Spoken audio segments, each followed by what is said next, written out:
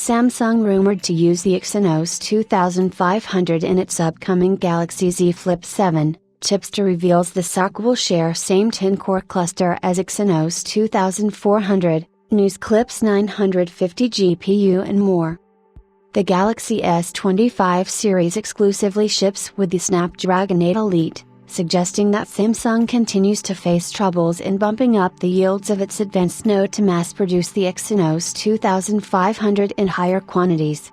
Fortunately, the Korean giant might have sufficient supply to use the silicon in a single foldable smartphone model, which a tipster says will be the Galaxy Z Flip 7. We also learned that the chipset will share the same 10-core cluster as the previous generation Exynos 2400, but it will sport ARM's improved CPU designs. As for the remaining details, let us look at them with a closer eye.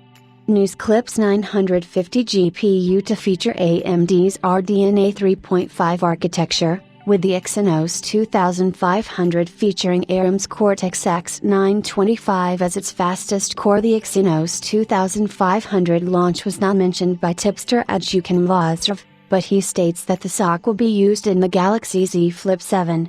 Samsung likely intends to cut down the production cost of its clamshell foldable smartphone by not using the Snapdragon 8 Elite, and that will mean leaving performance on the table in exchange for potentially selling the Galaxy Z Flip 7 at a lower price. Coming to the specifications, we learn that the Exynos 2500 will feature a 10-core CPU, with the first one being ARM's Cortex-X 925 running at 3.30 GHz, with two Cortex-A725 operating at 2.75 GHz.